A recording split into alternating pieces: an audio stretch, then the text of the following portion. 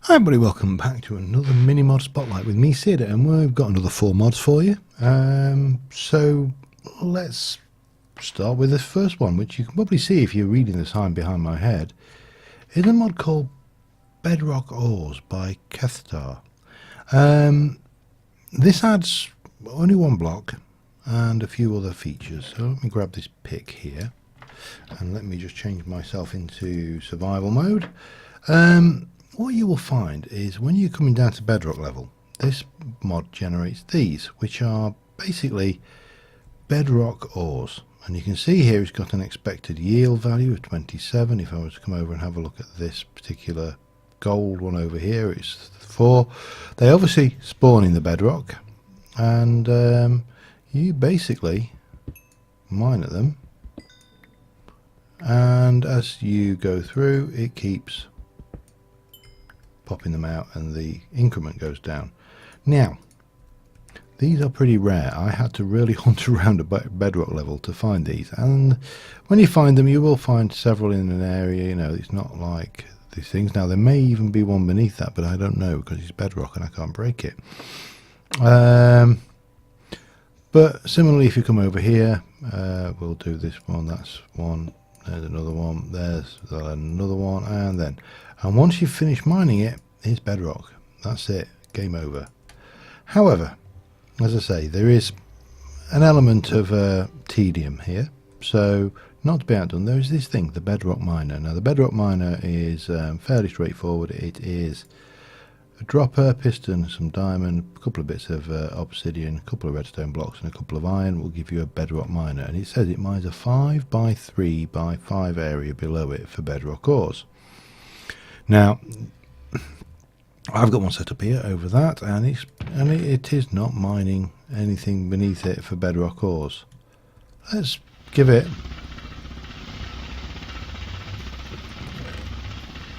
So you should be able to see now we are mining. If we look underneath, there's an expected yield of 119. So it's looking in a 5 by 3 by 5 area. So yeah, pretty handy. Also very noisy. Let's go get out of this place, and I'll see you on the other side. Alright, and here we go. A more familiar milieu for my mod spotlights. Yeah, so the next mod we're going to look at, having looked at old Bedrock Ores, is Keyboard Wizard by Mr. Nerdy 42. So hit F7. Now let me, before we go with a bit preamble, modded Minecraft has a curse. It has a curse which is very difficult to shut up. It has a curse which is very difficult to get rid of. That is keys. There are only so many keys on a keyboard, and every single mod, almost every single mod, adds key bindings which you need to find keys for. And typically in any mod pack of any size you'll find key bindings issues where you've got conflicts. And we're off into, you know, we have to go into here, into options and controls and do all of the settings. Not with Mr. Nerdy. Mr. Nerdy gave us this. F7 brings up this key, shows you a list of all the items down here that you could have bindings for, a representation of your keyboard, and we're currently doing no modifying, no shift. Now if I press that, it'll give me the Alt variants, Control variants, so Control F, Control O, that's a select search bar, and that is toggle item list overlay.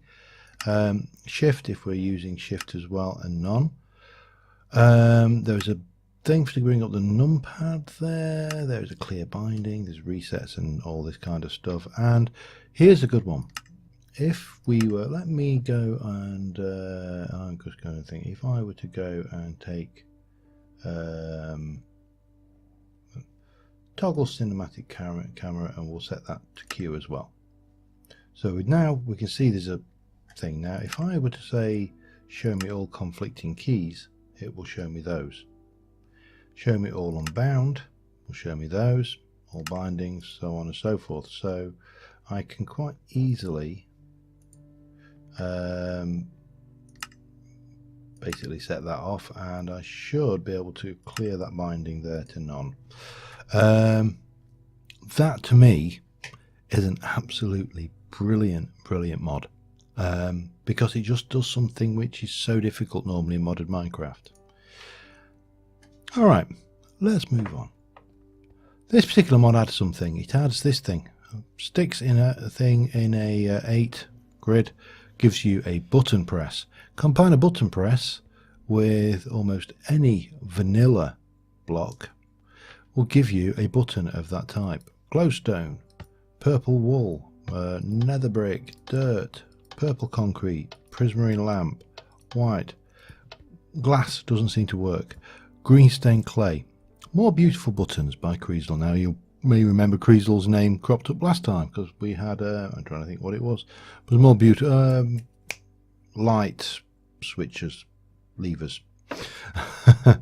Yes, anyway, another one by Creasel here, and very simple, just gives you variety.